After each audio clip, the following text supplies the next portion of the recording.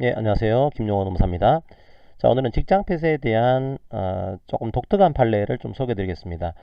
저희들이 이미 직장 폐쇄를 할 때는 이게 정당해지기 위해서는 이제 대항성을 띠고 있어야 되고 방어성을 띠고 있어야 된다. 이 사실을 알고 있어요. 그러니까 직장 폐쇄는 노동조합 측의 쟁의 행위가 개시가 된 이후에 해야 되고 이 목적이 방어성을 띠고 있어야 되는 거다. 자, 이건 알고 있습니다. 그런데 처음에 직장 폐쇄를 단행할 때는 이 요건을 갖추고 있었어요. 처음 할 때는 개시를 이제 대항성을 띠고 있었고 목적이 방위성을 띠고 있습니다. 그런데 하다가 자, 어느 순간에 이 직장 폐쇄의 목적이 공격적으로 바뀔 때가 있습니다. 그러면 이 개시할 때는 정당했지만 이후에 직장 폐쇄가 정당하지 않을 경우에 자, 그 이후에 직장 폐쇄 기간에 대해서는 임금을 청구할 수 있는 거냐? 자, 이런 게 문제가 될 수 있겠죠. 자, 그리고 어떤 경우에 이 직장 폐쇄가 처음 할 때는 정당했지만 공격적으로 변질이 될 수 있는 거냐? 자, 여기에 대한 내용도 필요할 겁니다. 이번 시간은 처음에 개시한 직장 폐쇄는 정당했지만 나중에 이게 공격적으로 바뀌게 되는 그 모양새에 대해서 소개해드리고 그 효과에 대해서 설명을 드리도록 하겠습니다. 자, 볼까요? 어떤 회사가 경비 업무 외주화를 추진을 했습니다. 자, 이걸 이유로 해서 쟁의 행위를 실시를 했어요. 쟁의 행위를 실시한 이후에 직장 폐쇄를 단행을 했습니다. 이제 미리 말씀드리지만 이 처음 개시한 직장 폐쇄에 대해서는 사실관계를 제가 소개를 안 했죠. 그냥 대항성을 띠고 있고 방어성을 띠고 있는 것으로 여러분들이 이해하시고 내용을 보시기 바랍니다. 그러니까 처음 개시한 직장 폐쇄는 나름대로 대항성과 방어성을 띠고 있었습니다. 그런데 노조 입장에서도 직장 폐쇄 기간이 길어지게 되면 여러 가지 뭐 임금에 대한 문제 이런 것들이 커지기 때문에 부담스러울 수가 있어요. 물론 사측 입장에서도 이제 직장 폐쇄의 범위에 해당하는 그 사업장과 근로자에 대해서는 일을 할 수가 없기 때문에 그에 대한 부담도 있을 겁니다. 어쨌든 간에 이 조합에서는 이제 안 되겠다. 전 조합은 복귀하겠습니다. 복귀하는 의사를 피력을 했어요. 2010년도 2월 22일자로 복귀 의사를 피력을 했습니다. 그리고 회사가 이거 믿을 수가 있냐, 이거 우리가 진짜로 복귀하는지 그냥 진정성이 없이 일단 복귀하겠다고 해놓고 직장 폐쇄를 풀면은 또 쟁행위를 단행할지 이거 어떻게 할 수가 있냐, 좀 요구를 한 겁니다. 요구를 하니까 이 노조에서 회사에 대한 비방을 사과하는 공문을 이제 냈고요. 업무에 복귀할 의사를 또 피력을 하게 됩니다. 3월 8일자로 그걸 피력을 했어요. 그리고 이제 4월 22일자로 직장 폐쇄를 처리하게 되면 우리 집행부도 사퇴하겠다. 모든 것을 열어놓고 의사를 논의하겠습니다. 그런 의사를 피력을 하게 됩니다. 실제로 업무에 복귀할 의사를 피력한 3월 8일자 이후에는 적극적인 노조의 투쟁이 없었던 그런 상황이었습니다. 그럼에도 불구하고 이 회사에서는 직장 폐쇄를 유지를 하게 됩니다. 계속 유지를 해요. 자, 유지를 하고 나중에 직장 폐쇄에 대한 효력정지 가처분 신청 이게 인용된 다음에 직장 폐쇄를 5월 25일자로 처리하게 된 그런 사건이었어요.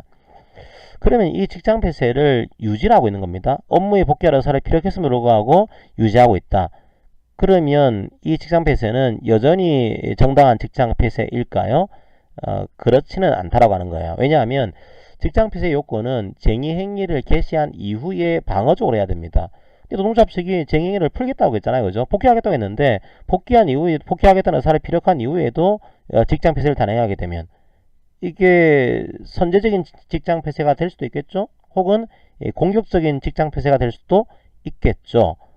그런 경우는 정당성을 상실하게 될 겁니다. 그럼 또 하나의 문제는 업무에 복귀할 의사가 진정성이 있으면은 이 직장 폐쇄는 공격적으로 바뀌게 됩니다. 변질이 되는 거죠. 하지만 이 업무에 복귀할 의사가 진정성이 없다라고 한다면 여전히 직장 폐쇄는 정당성을 유지할 수가 있을 겁니다. 이 여러 가지 논쟁을 담고 있는 그런 판례로 이해를 하시면 되겠습니다. 한번 판결의 내용들을 볼까요? 자, 만약에 직장 폐쇄가 정당성을 상실하게 되면은 그때는 임금을 지급을 해야 돼요.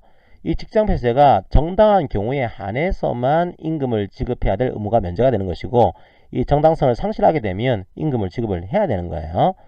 그럼 언제 직장 폐쇄는 정당해지는 거냐? 우리 판례가 계속 얘기를 하고 있죠.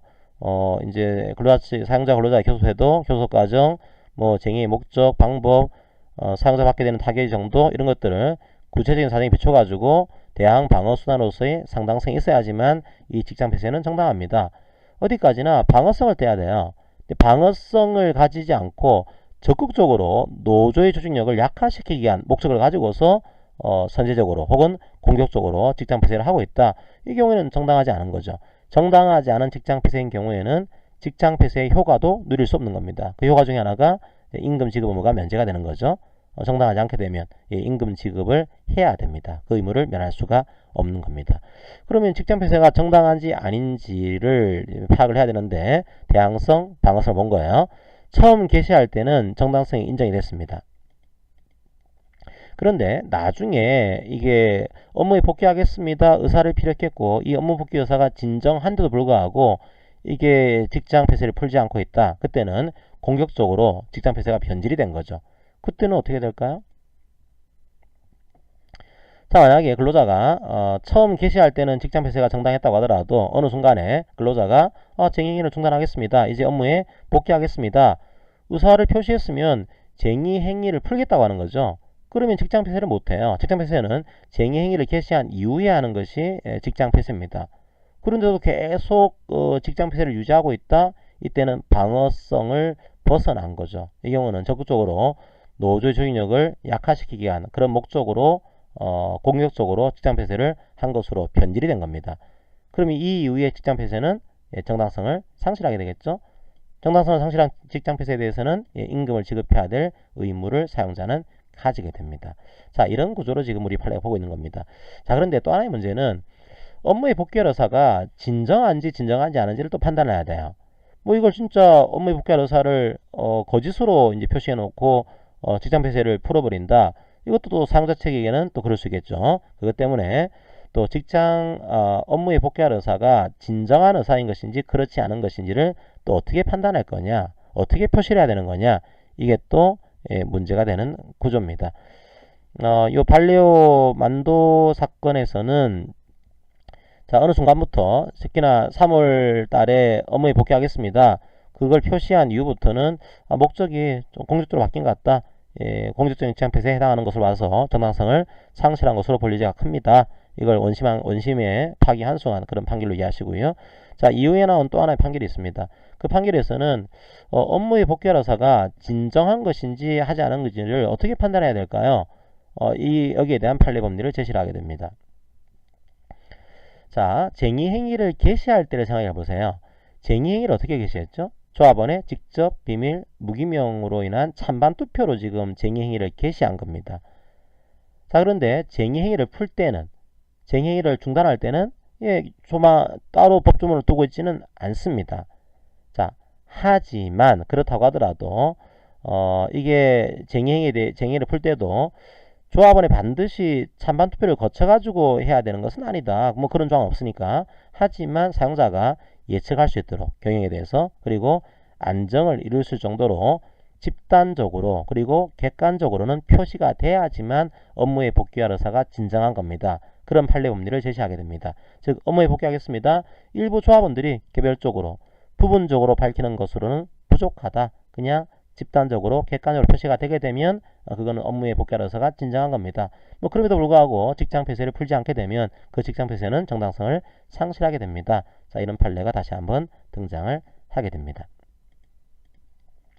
뭐 이제 물론 사실관계에 따라서는 이 업무에 복귀할 의사가 집단적으로 객관적으로 표시가 된 것인지에 대해서 시점이 다를 수는 있을 겁니다. 어쨌든 간에 집단적으로 객관적으로 표시가 됐으면 직장 폐쇄를 이제 중단을 해야 되는 거다. 이 판례 법리를 제시했다는 측면에서 중요한 판례로 이해하시면 되겠습니다.